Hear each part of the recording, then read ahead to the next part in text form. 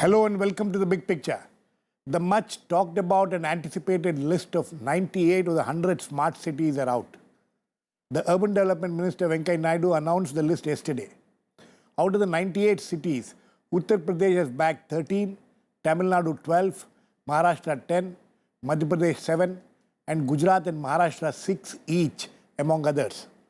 Out of these 98 cities, 24 are capital cities, 24 are business and industry centers, 18 are cultural and tourist centers, and 3 are education and healthcare hubs. 8 among these selected cities have a population of less than 1 lakh. However, this is the first phase. The second stage will see 20 top cities being selected and financed this year. This competition cum challenge model employed is rather unique in planning in India. We will today look at how this will be taken forward and what these smart cities will entail and the possible roadblocks. To discuss this, I have with me an eminent panel of guests: M.Ramachandran, former Secretary Urban Development Ministry in the Government of India; Ajay, Shankar, former Secretary Department of Planning and Promotion in the Ministry of Industry and Commerce and also a former CEO of Greater Noida; Sudhir, Krishna, former Secretary Urban Development Government of India; Jamal Ansari, former Director School of Planning and Architecture, Delhi; and Nitin, Sethi, Associate Editor, Business Standard. Welcome to all of you. Mr. Ramachandran, during your period, if I remember properly, when you were the Secretary of Urban Development, there was this JNN URM project, which was taken up and financed hugely. So is this taking forward the JNN URM? See, in a way, both the Smart Cities Mission and Amrit together could be said to be taking the agenda forward.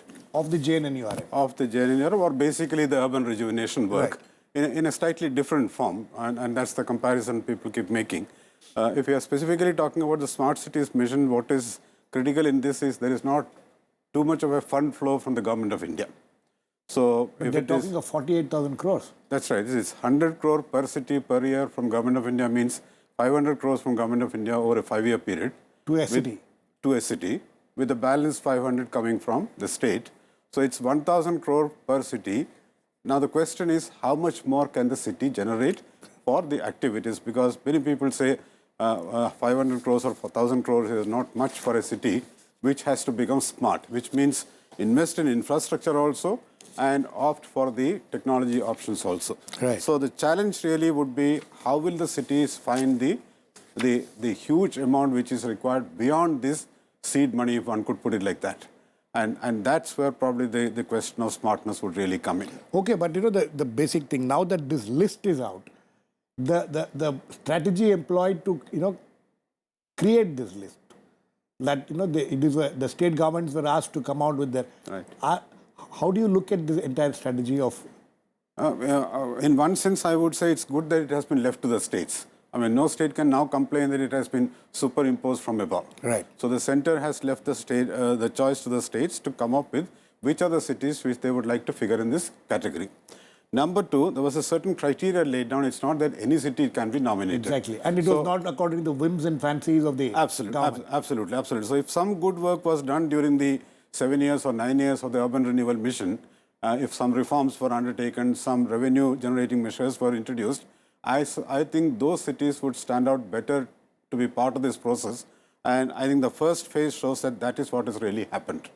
The list sent by the states after an intra-state competition. Right. I'm sure they looked at which are the cities which rank higher, and it is the list of those cities which they have sent to the central government. So in a way, the competitive spirit is there right from the start, and it's also probably sending out a message that which cities which stand out as far as taking up reforms, as far as bringing about improvements and working with the citizen, those cities stand a better chance under this project. Mr. Ajay Shankar, last time I think we discussed this about 3 months back, and some of you were also there on that particular program. We were all wondering whether, what is the smart city? We were still not clear at that point of time, 3.5 months back. And whether it's going to be a, greenfield project. Or, now it's very clear that existing cities are going to be converted to smart cities. And there's not We don't see any possibility of any greenfield projects in this. You think this is the way it should have been done? No, this is a program for existing cities to become smart. So this does not preclude other new cities being taken up as greenfield cities. In fact, the whole industrial corridor approach of the Department of Industrial Policy and Promotion is to create greenfield new smart cities. Right. So that is going on in parallel. This is about existing cities growing and becoming smart and being engines of economic growth and development and having their own distinct identity and own distinct growth trajectory. So that is what is special about this, that it is bottoms up. So cities would be creating their own vision of where they would like to be in 10, 20 years from now and how they would like to get there. Whether, as you said, there to be a great tourist center or a great educational center or a great center for textiles or a great center for engineering. So cities would be trying to create their own vision of their economic identity and the activities which would give them that economic identity. And the economic identity includes tourism, includes healthcare, includes education. So it's a very usual attempt at building up from the bottom upwards. And also this competitive, nature of this. Again, this competitive nature or the competitive process helps cities and the leadership in those cities to seriously engage with the issues that confront them. Otherwise, typically what happens is Government of India has a program, some money flows, there are some guidelines, you do your best to conform to the guidelines and get project sanctioned as soon as possible. Here, the emphasis is on that you have to evolve a vision and a strategy without being tied too narrowly or constrained by guidelines that says this project can be funded, this can't be funded. So I think this is a very good exercise in capacity building, and according to me, the real challenge as we go ahead, even bigger than funds, would be creating the capacity. We'll come to the challenges, sir. Mr. Ansari, are you happy with the way this list has been created? Yeah, I would say that it is so far so good. Because I remember last time you were very skeptical about how this will be going. Yes, I was, but after seeing the list, I think there is a fair distribution of cities of different sizes and different types of different economic bases. I think that way a fairly good list has been prepared. Only one thing which I have is still not very happy with. You see, the idea earlier was that these smart cities would be so chosen that they will help in reducing the pressure on large metropolitan cities. Now, I will give you an example from UP. We have chosen Varanasi, we have chosen Allahabad. Right. But there is another city nearby which is Gorakhpur. Now, if these three cities would have been chosen as smart cities to work in tandem, and a lot of people migrate from those areas to Delhi.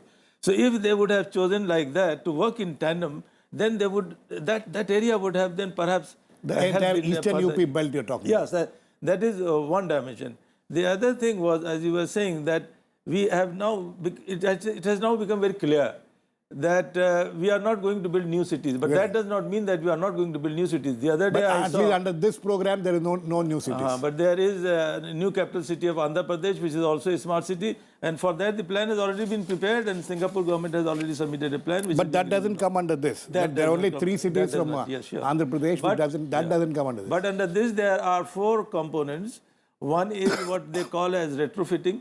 The other, which they call as redevelopment, and the third, which they call as greenfield development. Right. So that does not mean that the greenfield development is totally out. You see, it is quite likely that many of these cities would grow into areas which are presently greenfield areas, so they will meet that requirement of the greenfield. So, but retrofitting is the essential, model of this project. Not really. You see, it can be a mix of all the three. And it can be focusing on any two of these. Retrofitting, yes, it would to increase the capacity of cities to absorb more population. That is one. Okay. That means you don't need more land. If I may just add to the point which you made, the essential choice is that of the city concerned. So in the second coming stage, is they have to decide whether they'll go in for a combination or whether they'll opt for one of these. So That's all the dependent. choice is right at the city level. It's not, again, something which goes from the center or the state. Okay. Mr. Sudhir Krishna, again, you are also one of those skeptics in the last discussion which we had about three and a half months back. But when you see today's list and also the whole plan, because if you see the Ministry of Urban Development has come out with a pretty detailed plan on how they plan to go about it. Are you satisfied with this? Well, there are many positive features, and my earlier speakers have mentioned about that, so I'm not repeating it. Yeah. But let me express the concern about the possible, danger points. Right. And one critical danger point is the municipalities ignoring, I think, diminishing the stature of the municipality by creating the special purpose vehicles. Yes. I think this is a fundamental question, and the governance model of the program has not yet been, it's not clear to me at least, that how the whole program will get a sustainable governance model. I mean, I am of the view that it is only the municipality and a capable municipality that can give a sustainable framework for governance of the smart city mission for that city. But what we find is that an SPV has been mooted, which will be chaired by somebody like a divisional commissioner or collector or some such person. And the SPV will get all the authority of the state government and the municipality and so on. And they will be doing everything starting from preparation of detailed project report and calling for bids and so on and so forth. So what would be the role of the municipality? And the elected That members. is one very big question. And I am, exactly, I mean municipality, I mean that only. By the term municipality, I don't mean the chief engineer of the municipality or the health officer of the municipality. I mean the municipality as defined in the constitution, and not only in the constitution, as accepted under numerous laws. And there is another problem. The problem is that the Smart City program mission funded by the Ministry of Urban Development has to be implemented in conjunction with numerous other programs. And such programs are run by various ministries. Right. And those ministries will be contacting the municipality concerned. And then where is the role of SPV there? So either the SPV becomes the municipality, I mean that is not inconceivable. So that is one major concern in my mind, that this program should have put the SPV under the municipality. We require SPV because modern technology and deployment of modern technology requires a professional approach, and perhaps the municipality with existing staff may not be able to handle it. So therefore creation of an SPV is fairly logical, but the way SPV is structured, and further, in the SPV the CEO will be appointed with the concurrence of the Ministry of Urban Development. Now, is it possible for the Ministry of Urban Development to examine the proposal of 100 smart cities for the SPV CEO, and the ministry cannot give a concurrence or its rejection overnight? It will take time, it will ask for queries. So that is one. Secondly, in each of the SPV, the Government of India will nominate a director. Yes. Now imagine 100 cities, and tomorrow the cities will become 200 or even 500. So can the Government of India nominate people who will go and attend meetings of the SPV? I mean, what is the logic there? So I think that whole approach has to be to strengthen the local governance. That is one. And secondly, the revenue model. The more focus is on how to fund the project, how we will maintain the project financially sustainable, how the cost recovery will come. Those things can be worked out only at local level. It is not possible for a private partner to collect taxes just like that, unless there is a whole clarity about how the revenue will come up. Okay. We see a whole lot of PPP projects in infrastructure. Okay, Mr. Krishna, I think you have raised very important issues there. Nitin, before I come to you, I would like both of you to, Mr. Ramachandran and Ajay Shankar, both of you, I want to respond. What do you think of what Mr. Krishna says? See, if we look at the details or the structure of the scheme, there could be various comments which we could make. Now, as my colleague... as far as SPV is concerned. No, as my colleague Ajay was saying, we all know that the local bodies do not have the capacity. Yes. And one reason why the Jawaharlal Nehru mission could not fulfill all that was supposed to be done was that local bodies did not have the capacity. So capacity cannot be created overnight.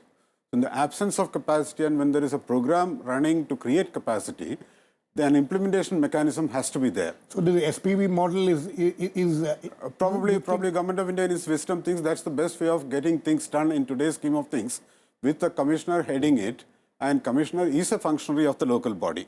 So technically one can say that the commissioner is within the overall control of the elected body. So I think it's a question of how to make things happen.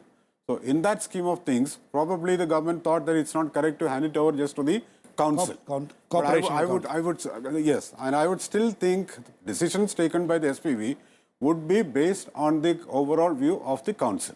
Mr. Shankar, The do you idea see a of- problem there? No. The idea of the SPV is a very sound one. But the issue which is being ducked is the issue of political authority at the city Exactly. level. And I'm of the firm view that till we create political leadership at the city level, we will not be able to succeed in creating smart cities, because And this without seems, political does leadership... this, does this, when I was going through that, through the details of this mission also, there seems to be an attempt that, maybe an unconscious thing to go around the elected members. No, I think the government, politically, both at the central government and the state government, there is a consensus waiting to emerge that we need strong local government with strong local leaders. Right. Now, this is the problem of the constitutional amendments. They are now 25 years old and yet implemented in spirit. Absolutely. Yes, Mr. Ansari. Actually, there is such... Sorry, Nitin, I'll come to you. There is such a complex multiplicity of authorities, parastatal agencies, local bodies, central government departments, state government department. Unless there is a strong agency or organization which will coordinate all these departments and bring all the funds from different sources, and private sector also is going to play a very big part. Private sector is going to play a major role in yes, and therefore we need a very strong, I think SPV is a great idea. SPV is a great idea. Nitin, what are the problems you foresee? And also, but on the face of it, when all this started about 6 months ago, we were all in the dark about how they're going to go about it. But as far as the selection process is concerned, are you satisfied with that, or do you see a problem there? Well, to be honest, I would comment in 3 parts. One part I found ridiculous, the other I found interesting, and the third, there is a ray of hope somewhere. Let me try to explain it. If you look at the scorecard that the states were asked on which to measure cities and then put them on the list, the scorecard in parts is very ridiculous. It says, have you been able to put so many meters? Have you been able to connect more revenue? Now, are you therefore saying that only the state districts or cities which are performing well already are the ones that will be pushed further? Is there not a space for looking at larger geographic equity, larger economic equity across regions? And those are the large questions that any planner would discuss when they look at the patterns of urbanization. No, I think you've made an important point, because there have been people who are saying that, is this only promoting cities which are already performing reasonably well? What about those cities which need support? So that is one. Two, I think we forget, if you look at the documents, and that's why it's fascinating as clarity emerges of what is the government asking these cities to do in the next 5 to 10 years. If you look at the strategy vision of this program, it basically, and let me read this out to be factually correct, it says either you must retrofit 500 acres in a city, yes, or you redevelop at least 50 acres, or you do a greenfield project of 250 acres, and you do one scheme of any nature which cuts across society, areas, etc., and affects everyone. Now, practically what you're saying, say, take the case of Ahmedabad, which has been chosen. It's about a 1 lakh acre city. In that, you're saying, can you in the next 5 years just do 500 acres of retrofitting somewhere? Basically, you're saying take one colony and can you fix it somehow? That's the basic minimum you are required to do to get your 500 crores or whatever to achieve those figures and say you've done perfectly well under the scheme. I mean, if you do that 500 acres, you actually get 10 out of the 10 after the 5 years. So it is a minimalistic scheme. In that, there's hope. Actually, the government should have perhaps said, we are only doing pilots in 100 cities. We are not retrofitting or fixing 100 cities. We're going to show you examples of how maybe 10, 20, 15 cities can do some pilots. And at this money, with the amount of money that's available, I think that's the best that's possible. They should have said it. not raising the hopes that happens too often, unfortunately, with this government, where you're saying you'll create 100 smart cities. Actually, you'll probably And at you best, create this huge expectation that you'll there's going to be at best, if you perform to the optimum, which I doubt, you'd perhaps create 70 to 80 pilot projects in 70 to 80 cities across the country. Okay, I think it's a very interesting point. Yes, Mr. Ansari. Yeah, I think it is. Let us not talk about 100 cities now, because ultimately there is going to be a competition. And there would be ultimately only 20 cities. And there will be also a hope that if this in this round they do not get included in the 20, the next time there is a hope. There is a third stage 3 where they can right. get it. And as far as some of the other cities which are left out, perhaps the other program of regeneration, Atal regeneration program, that will cover some of them. Amrut. And the thing is that I think in such a big program or mission, you want to succeed. And if you want to succeed, to start with at least, you will have to get along with the cities which have reasonable hope of being converted into a smart city, even in a very short period of time. You see, I think So some work has already been done there, and more work needs to be done. And these are all cities which in the eyes of the people who decided to select this, are those potential cities which can actually deliver. Is that seems to be the approach, Mr. Ramachandran? I would think so, and I suppose we have to be also clear in our mind. We don't have the type of resources, or it's not being made available for everything to be taken up in the entire city. Right. So as I said in the beginning, we have to invest more in infrastructure because we still need to provide water connection to large number of people. No, the core infrastructure elements in a smart city would include. This is the Ministry of Urban Development. That's right. They're saying one is adequate water supply, That's right. adequate assured electricity supply, sanitation including solid waste management, efficient urban mobility and public transport, affordable housing especially for the poor, robust IT connectivity and digitalization, good governance, especially e-governance and citizen participation, sustainable environment, safety and security of citizens, particularly women, children, and the elderly, and health and education. Girish, if I may come in. Yes, 500 crores per year. And tell you Or 100 why crores per year. it's not so ridiculously off chart, because it's only been asked to be done in a maximum of 500 acres. Nobody's All saying, this. the government is not saying do it all over the city. Okay, so They're your- saying if you do your it in pilot- 500 acres, we are quite happy with it. So this That's is the end of the scheme. your pilot project approach. Exactly. Yes, Mr. Raj. You see, this is the wise and the smart way to move forward. Because each of the things you've listed is frightfully difficult in any city in if you India. think of it, No, any city in India. exactly. Getting solid waste management right, 24 hours water, 24 assured hours electricity electricity. supply. Each one is frightfully difficult. So it's a very ambitious program. And if we can do it right in a small pocket, we will create the ecosystem and the political momentum for scaling it up very rapidly. And I do believe that as the economy begins to grow, resources will be available and success will generate resources. Having headed a development authority, I know how easily, once you start succeeding, you are not short of cash. The Greater Noida, which you were CEO of, is a small place. It's what 500 acres or something like that. But I'll just mention two numbers to give you a sense of how rapidly you can take off once you take off. Take off is difficult. So land prices in Greater Noida went up from 1,000 rupees a yard to 20,000 rupees a yard in about 3-4 years. So the Greater Noida, which I took over, we were short of cash. I had to borrow money to acquire land. And in 2 years, I left it with 100 crores of cash about 20 years back. Delhi Development Authority is sitting on cash and doesn't know what to do with it. So urban growth generates resources of a very high order. Very high order. The only challenge is to generate resources for public works and infrastructure rather than only for private owners of property who invested earlier. Absolutely. Yes, Mr. Krishna. And what I want to say is that actually financial resources are not a real issue.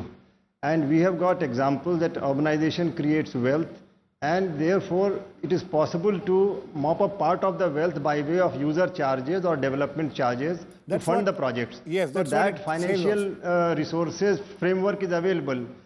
But the thing is that the local capacities have to be developed to make it sustainably, deploy the resources sustainably. Now we have to integrate the institutions also. The development authorities, they mop up all the revenues, and the municipalities have to left with doing scavenging work and getting all the flack as they are not able to do it. Absolutely. Now this whole framework is not able to, not focusing on integrating the parallel authorities. So I think it is high time that we revisit the governance framework. And then, the second thing, critical thing which needs attention is the regional planning. The city or part of city alone cannot become smart until and unless the surrounding area, the villages surrounding the city, they are put in the integrated regional planning framework. That is another critical point. Right. Okay. Nitin, one of the problems, among many challenges, let's not say problems, but challenges which will be faced in trying to implement this, is also the question of the municipalities and corporations, the leadership, the local leadership. Now we have a model where mayors are elected for 1 year, and by the time they try to understand this, they are gone. Then another mayor comes, and you think that this could be another problem which Mr. Sudhir Krishna was talking about also. I think there's a very valid problem as in fact, world over, yes, it is inconceivable in anywhere in the world. There is nowhere where central government is pushing city development. It is the city which pushes its own development through an elected mayor who has got adequate authority. Exactly. It's unheard of. Actually, we are pushing a model which is like model. Absolutely. I don't think we need to trust our people. We need to trust the cities. We need to empower the mayors. We need to empower the municipal corporation. We need to put all the authorities, very numerous authorities under the municipality, like development authority, like transport authority, and like environment authority. All these people must report to the municipality under the common framework. Okay. That will make the city, is governance-wise smart, and then they can make themselves smart rather than waiting for some smart apple to fall from the heaven. Or central government to become smart. Okay. I want to endorse it. Yes. We need to have a situation where a successful mayor, a political CEO of a smart city can aspire to become a chief minister and the prime minister. Exactly. And yes, Nitin. I think there's two things here. One is building up a city and its physical infrastructure, which perhaps if you have an SPV, perhaps you can do it far faster than, say, a mayor who doesn't have the wherewithal and the capacity. Two is building a city that lives and thrives. That only happens when there's a deep democracy and there's a society that operates that system. It cannot be done by a commissioner, as bright as an officer might be. An officer, an IAS officer, cannot actually be dictating what societies in 10 different cities will be. Now, fortunately, again, I come back to this point again and again. Fortunately, right now, what you're looking at are very small pilots areas in colonies. Yes. Now, an SPV perhaps can run a colony as a gated area. Okay. The moment you want to increase this, the SPV model will fall apart so quickly under the political backlash that it'll be a very sad point. Okay. Yes, Mr. Ansari, very quickly. I we're running out of time. entirely agree with him what he said about the commissioner and IAS officer. Yes, I am saying that the building the city will come later. First, we have to think about planning. And planning retrofitting is such a difficult idea. Anyway, okay, sir. It's very easy written on paper, but it's very difficult to implement. I think we run out of time, but this is a very interesting discussion. I'm sure we'll need more discussion, and I'm sure the government also must have thought of all these things. We'll wait and watch how this whole scheme or plan is going to emerge. There's still phase 2 and then phase 3 and all that. Thanks to all my guests. Please keep watching. We'll come back with another issue on the big picture same time on Monday. Meanwhile, have a great weekend.